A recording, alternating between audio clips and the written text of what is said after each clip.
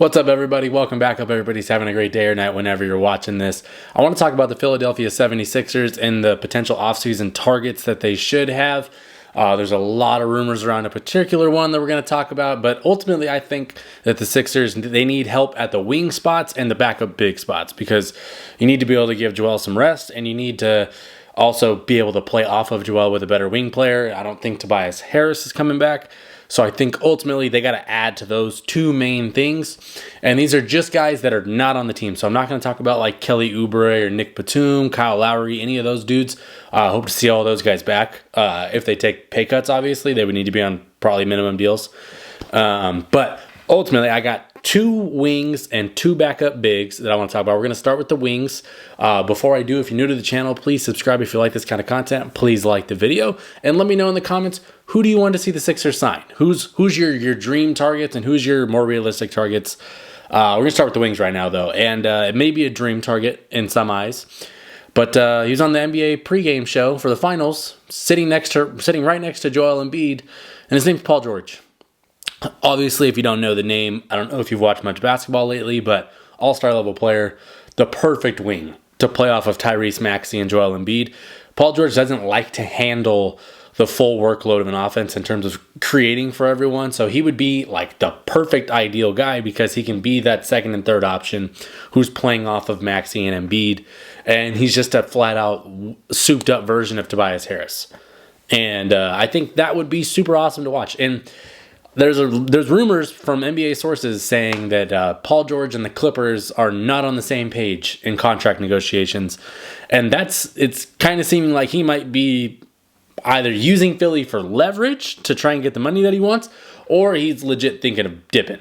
And I would love to see Paul George in Philly. That would be awesome. I think Nick Nurse would be an awesome coach for him. I think he'd be the best coach that that Paul George has ever had. And yeah, I think it would be a lot of fun out there. And it's just obvious, right? Like, he's the all-star level player. The perfect, ideal third guy on this team if everyone's healthy. And he's just a baller. It's that simple. I think another one, and I've said this in a previous video, I have no idea what his contract situation will look like in terms of what teams are going to want to pay him. But Miles Bridges in Philly, if you can't get PG, would be a perfect fallback piece because the dude can get you 20 points a night. He can get you a bunch of rebounds. He's hyper athletic, fits the mold of everything, right? And I think we haven't seen what he can be defensively because he's in Charlotte. And if you want to take any look at anybody, look at PJ Washington. From when he left Charlotte to go to Dallas, the difference in his defensive ability is night and day.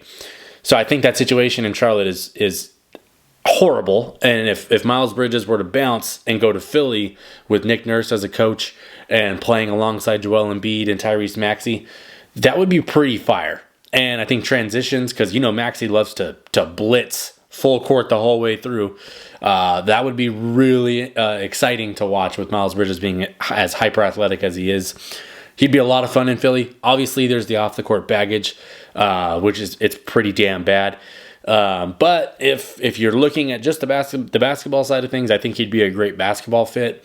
And I would look at him as like how we said that Paul George is like a souped up Tobias Harris. I think Miles Bridges is like a souped up version of Kelly Oubre. Now, those are the two wings that I think would be awesome there, and that's not counting maybe re-signing Kelly Oubre or Nick Batum, any of those guys. But the backup big spot has been a problem for Philly for a long time, and it's just because Embiid, he doesn't stay healthy very often, right? So he's not going to play 82 games, but you need that backup big that one can step in and be the starter for a week or two at a time, or a month or two at a time, depending on whatever happens with Joel. But you also need somebody that can give you 15 minutes when Joel is healthy so that he doesn't have to play 40 minutes a game, right? And you need somebody that can actually be on the court and not be a liability. And I think one guy that would be pretty fire in Philly, and these aren't going to be star guys because you just want somebody that can come in and play vital minutes. Mason Plumlee from the Clippers would be really nice. He's a really good passer for being a big. And obviously he's not a shooter or anything like that, but he's a really good passer. And I think the DHOs and the pick and rolls with Maxey would be really good in second units just because he is a good passer, good pocket passer, has good hands.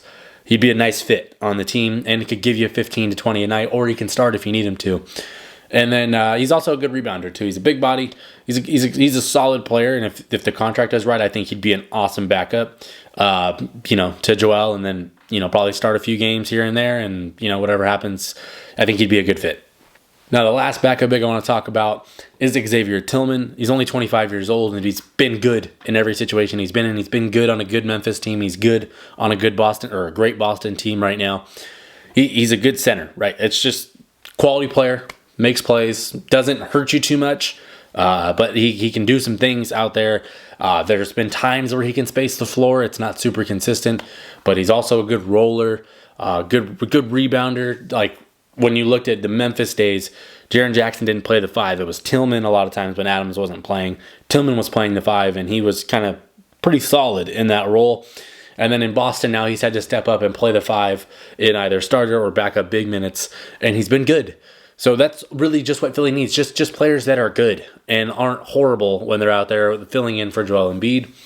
Maybe if you don't like Tillman or Plumlee, maybe Drummond if you wanted to go down that route again. I thought Drummond was pretty good in Philly. I thought he was pretty good in Chicago. It's a good backup player, but it just depends if Drummond wants to come back and if Philly wants him back particularly. But I think any of those guys would be awesome in Philly. It's just a perfect, nice, ideal backup big. You don't have to overpay for them, more than likely. And they can provide you quality minutes, which that's all you need. Because when you get into the playoffs, you're playing 7 or 8 guys, and you just need somebody that can give Joel 10 minutes to not be dead by the time the fourth quarter comes along and have no legs. So I think that would be good. Ultimately, Paul George is the dream for Philly. I would like Miles Bridges if you can't get a Paul George. And then on the big side of things, if you can get a Plumlee, that'd be amazing. If you can get a Tillman, that'd be dope. And if you can get a Drummond, if you strike out on those guys, that'd be solid as well. Ultimately, Philly has cap space for the first time in a long time, and they are going to need to spend it. They're going to need to spend it because, Joel's not getting any healthier as he ages. Tyrese Maxey is, like a budgeting star who was awesome in the playoffs, but this is like a 1 or 2 year opportunity, in my opinion, where you have to strike now because Joel is getting up there, right? Especially with the injury history, and you have Tyrese who's ready to take that next step. You need to supply them with the pieces that are going to allow them to be the best versions of themselves. And I think a wing that isn't Tobias Harris out there would be great. If you get Paul George, that is a finals contending team right there.